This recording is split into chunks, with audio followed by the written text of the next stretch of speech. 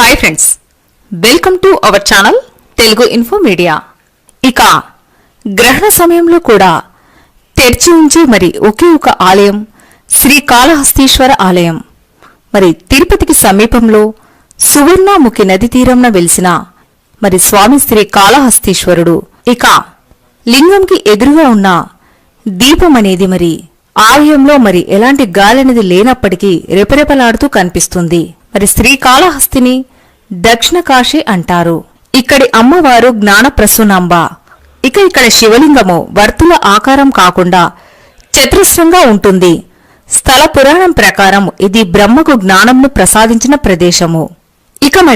శివరాత్రి వంటి ప్రత్యేక ఉత్సవాలలో మొదట భక్తుడికి ప్రథమ ఆర్ఘ్యం ఇచ్చిన తర్వాతే స్వామివారిని కొలవడమనేది జరుగుతుంది. ఈ విధంగా భక్తుడికి మొదట ప్రాధాన్యత ఇచ్చే ఆలయం అనేది శ్రీకాళహస్తీశ్వర ఆలయం అని చెప్పుకోవచ్చు. ఈ దేవాలయం అనేది చాలా పెద్దది.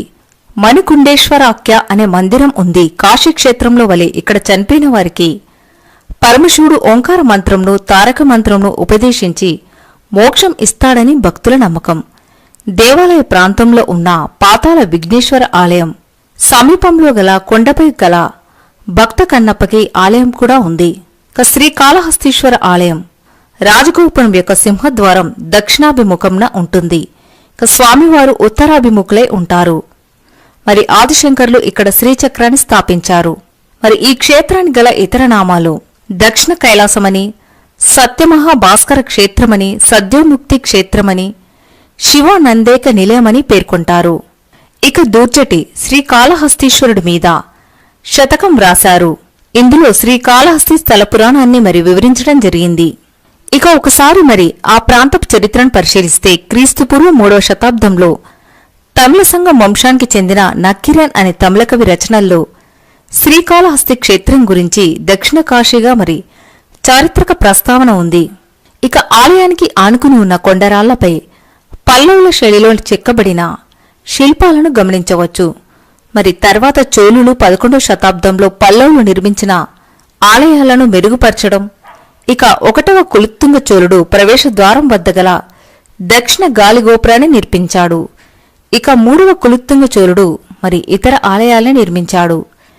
క్రీస్తు శకం 12వ శతాబ్దానికి చెందిన వీర నరసింహ యాదవరాజు ప్రస్తుతం ఉన్న ప్రాకారాలను 4 ద్వారాలను కలిపే గోపురాలను నిర్మించాడు.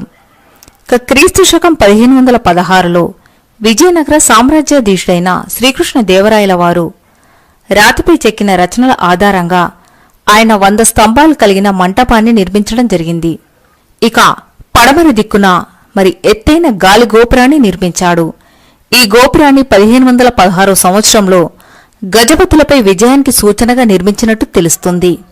అయితే ఈ గోపురం 2010 మే 26న కూలిపోయింది.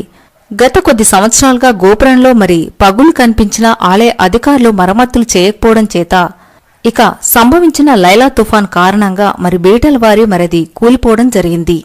క్రీస్తు శకం 1529లో అచ్యుతరాయలు తన పట్టాభిషేక మహోత్సవాన్ని ఇక్కడ జరుపుకుని తర్వాత తన రాజధానిలో జరుపుకున్నారు. 1912లో దేవకొట్టేకి చెందిన నాటుకొట్టే చెట్టియార్లు 9 లక్షల రూపాయలు విరాళం ఇవ్వడం ద్వారా దేవాలయానికి తుదిరూపుని ఇవ్వడమనేది జరిగింది.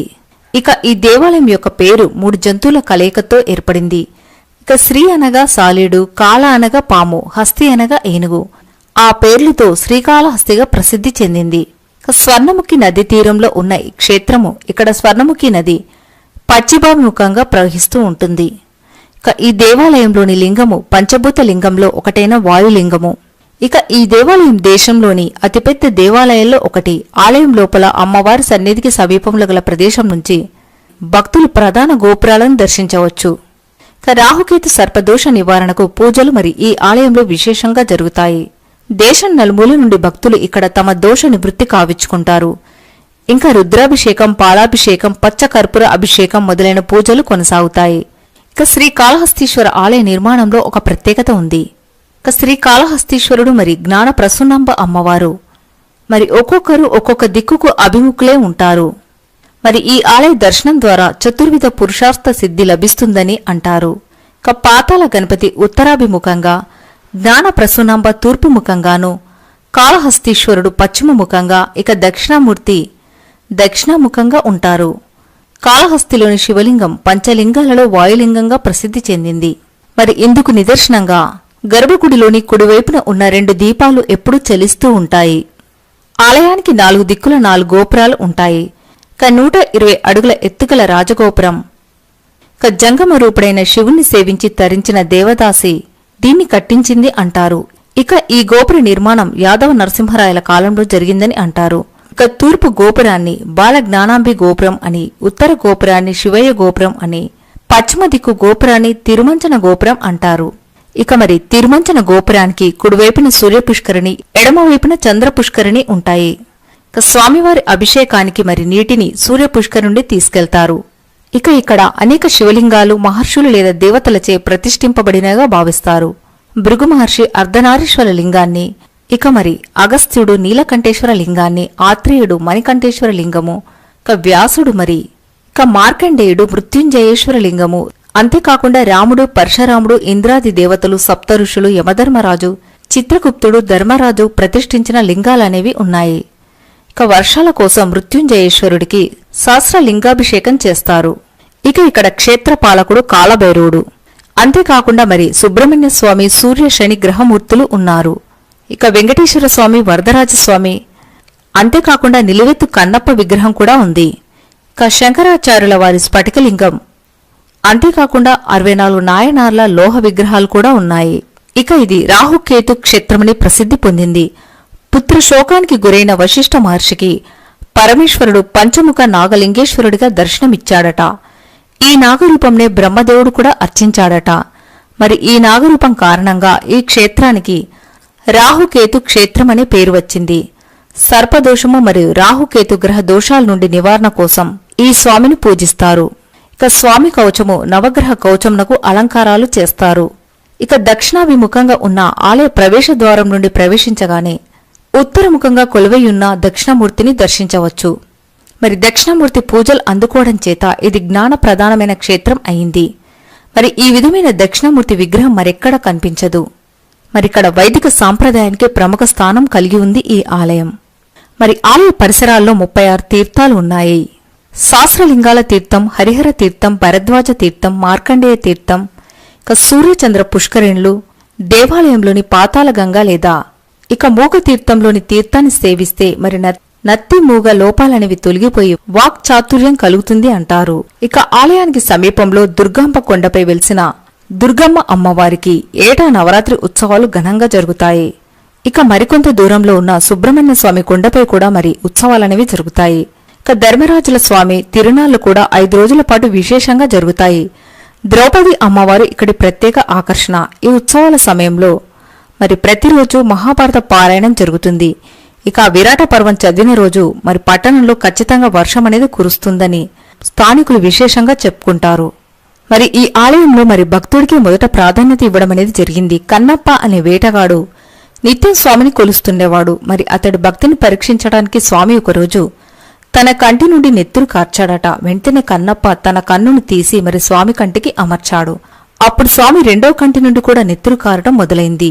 ఇక భక్తుడైన కన్నప్ప మరి వెంటనే తన రెండవ కన్ను కూడా స్వామికి అర్పించాడు. మరి దీంతో స్వామి ప్రత్యక్షమే భక్తుణ్ణి కరుణించి మరి ముక్తిని ప్రసాదించాడు. అంతేకాకుండా మరి ఇక్కడ స్వామివారిని మరి సాలీడు, పాము, ఏనుగు పూజించి మోక్షాన్ని పొందాయి కాబట్టి ఈ క్షేత్రానికి మరి శ్రీకాళహస్తి అనే పేరు రావడం జరిగింది. ఇక మరి ఈ ఆలయాన్ని మరి గ్రహణ సమయంలో కూడా తెరిచి ఉంచడం అనేది ప్రత్యేకంగా చెప్పుకోవచ్చు. ఇక రాహుకేతు దోషాలను తొలగించే మరి ఆలయంగా ఎంతో ప్రసిద్ధిని చెందింది శ్రీకాళహస్తీశ్వర క్షేత్రం.